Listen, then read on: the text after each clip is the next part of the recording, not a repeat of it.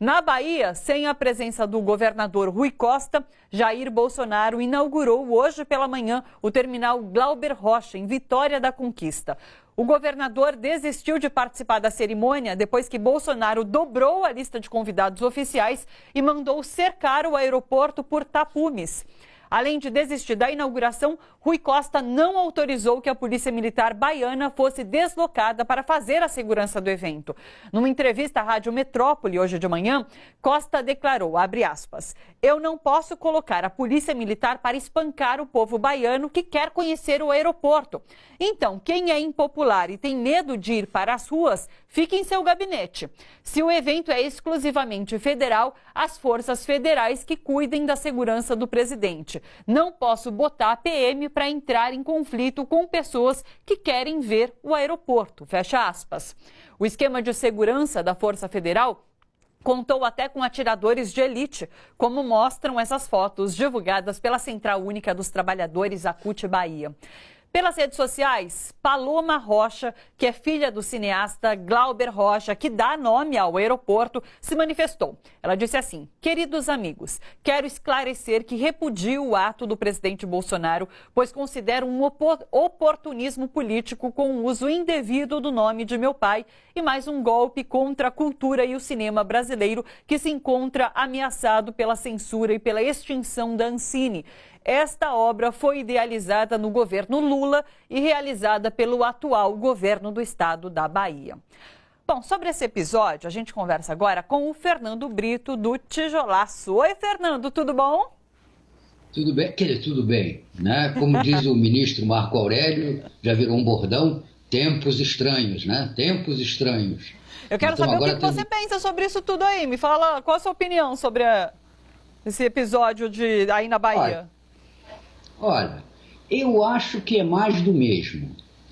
Na falta de um projeto de governo, na falta de iniciativas concretas no campo da economia, no campo do bem-estar social, no campo da saúde, da educação, o governo Bolsonaro apela para a velha técnica de com pouca água a gente faz muita espuma. Sacode, sacode, sacode, sacode e faz borbulhas que ele próprio depois se desdiz, se desmente, não foi bem assim, entenderam errado, foram esses petistas da imprensa que transformaram isso num escândalo, eu não fiz nada disso, eu sou até um nordestino, cabra da peste, a minha filha tem sangue cearense, enfim, tangencia, depois, primeiro espeta, depois tangencia. Eu acho que isso é uma técnica, né, de manter um estado de agitação permanente que permita a ele conservar em estado de ebulição aqueles 25%, 30% que ele tem, né, e que continuam vivendo um clima de campanha eleitoral, até porque não podem viver um clima de um governo que não governa. Essa é a questão. Essa é a questão fundamental. O Brasil está interditado num espetáculo de auditório. Né? Me perdoe o velho Chacrinha, sabe? O presidente fica perguntando, quem é nordestino aí? Quem é nordestino que gosta do Bolsonaro? O Nordeste está com o Bolsonaro ou não está? Eu fico com saudade da Terezinha e vocês querem bacalhau. Porque isso é uma pirotecnia que funciona durante algum tempo, né? Mas ao contrário do que aconteceu com Chacrinha, não funciona durante muito tempo, né? Porque é falso. É falso. Isso não é o estilo dele. Bolsonaro não é uma pessoa simpática, não é uma pessoa ligada ao povão, muito menos ainda ligada ao Nordeste. Então, tudo isso vai soando de tal maneira falso que só consegue sobreviver dentro desses grupos. Eu estava fazendo um exercício agora que era o de olhar os comentários dos grandes sites de notícia. Né? Eu sempre gosto de fazer isso. Eu me lembro que há um ano atrás, etc., era só comentário de direita e só comentário reacionário, só comentário vivendo no frenesi da anticorrupção. E agora, o que você encontra são 3, 4, 5 defendendo o governo Bolsonaro. Em geral, até com comentários repetidos e com temas repetidas. Os petralhas vão para Cuba, era muito pior quando tinha roubalheira, etc. Enfim, né? A ausência completa de argumentos. Porque isso de olhar comentário de grandes portais é quase um exercício de tortura, mas era mais antigamente, realmente, porque era angustiante ler aqueles comentários. Mas olha, se a gente não gostasse de sofrer um pouquinho, a gente não era nacionalista, não era socialista, não era popular. O outro lado é muito mais confortável. O nosso não. O nosso exige que a gente faça isso. Porque se a gente quer servir as pessoas politicamente, tem que entender como elas estão pensando. Do contrário, nós vamos ser autoritários. E não vamos, pior ainda, conseguir convencer as pessoas. A gente nota isso. A gente nota um deslocamento significativo do que seria um centro político que no período eleitoral aderiu e somou ao bolsonarismo, que vai se descolando para uma postura cada vez mais radical de oposição ao presidente. E isso é significativo. Por quê? Porque o espaço da direita, que são esses 30%, continua plenamente ocupado pelo Bolsonaro. Isso é quase uma sentença de morte para as outras forças de direita que, percebendo o desastre que ele tentam se organizar, e eu me refiro a João Dória, me refiro aos Luciano Huck, talvez não necessariamente ele, mas aos Luciano Huck da vida. Eles não têm espaço. Eles não podem assumir uma postura de oposição ao Bolsonaro, mas ao mesmo tempo, dentro daquele pensamento de direita, digamos assim, desavergonhada, que o bolsonarismo assume, e também não tem espaço para eles. Também não tem espaço para eles. Pode olhar o que acontece com a turma toda. O Rodrigo Maia posa de estadista, diz que foi ele que conduziu a reforma, etc. e tal, mas dentro daqueles grupos que se manifestam pró-Bolsonaro, ele é ridicularizado, estigmatizado, xingado, enfim, não tem espaço para mais ninguém. Na direita brasileira, o espaço continua todo ocupado por Bolsonaro. O que sobrou é vítima da sua própria incoerência em ter apoiado um projeto fascistoide. Agora tem que aguentar ele no poder. Sim. Fernando, queria sua opinião sobre essa questão de dados oficiais, porque no final de semana teve essa questão de que o INPE não pode divulgar dados oficiais sobre o desmatamento e a isso se acumula a questão do IBGE não pode divulgar dados sobre desemprego, Fiocruz não pode divulgar dados sobre o uso de drogas no país, sobre debate sobre drogas no país. Ou seja, os números oficiais estão vedados. A mecânica é mais ou menos a mesma.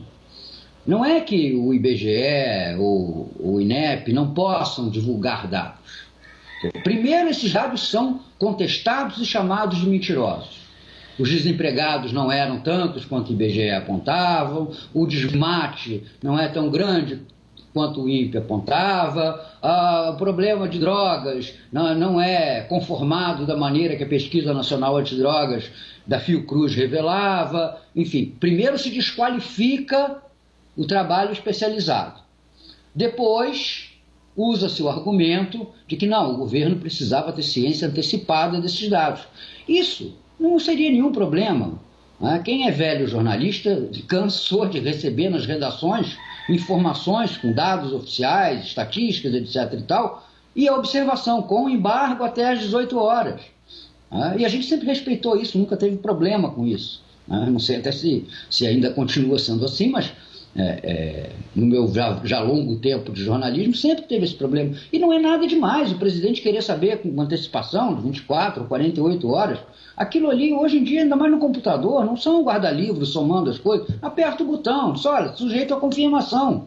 Não tem problema nenhum, é necessário até para o presidente poder não se ver numa situação inesperada, por exemplo, num diálogo com um governo estrangeiro, com uma organização não governamental. Não há nenhum problema nisso. A gente não pode ficar sendo xiita e dizer, não pode, tem que ser igual para todo mundo. Meu Deus, não. O governante precisa, às vezes, de uma certa antecedência. Mas não é esse o caso. Não é esse o caso. O problema é que nós temos, primeiro, um discurso desmoralizador em relação aos órgãos de estatística. E depois, a tentativa de submeter esses órgãos à mecânica que a presidência deles deseja. No caso do desmatamento é pior ainda, porque nós temos um governo que desde antes da sua posse está instigando a isso. Sim. Vou tirar o IBAMA de cima do cangote do produtor, tem que parar com essa psicose ecológica, tem que anular a área ambiental de Tamoios, no Rio de Janeiro, tem que liberar as áreas de reserva legal, como consta do projeto, aliás, apresentado pelo filho dele, Flávio Bolsonaro, no Senado, acabando com o registro das reservas legais pelo cadastro da agricultura. Então, um governo que trabalhou meses e meses para que os desmatadores se sentissem autorizados, se sentissem impunes. Então, depois desse tempo todo, querer que não aumente o desmatamento é achar o quê? Quer dizer, o governo não só é responsável por boa parte desse acréscimo que houve no desmatamento, como também não desfez, e parece que hoje ainda há declarações dele no mesmo sentido, não desfez essa linha que incita o desmatamento, que incita a derrubada sem critérios de mata, e não pode esperar um resultado diferente. Como não pode esperar um resultado diferente na questão do emprego? Qual é a iniciativa que o governo toma para aumentar o emprego? Nenhuma. Onde é que estão as políticas econômicas que viriam logo após aprovada a reforma da Previdência? Aprovou-se, pelo menos em primeiro turno, e nenhuma veio. Agora fala-se nessa história de liberar R$500 do fundo de garantia. Esses caras estão brincando. Isso não vai aquecer coisa alguma. Ontem a Confederação Nacional de Indústria divulgou os resultados da sua sondagem.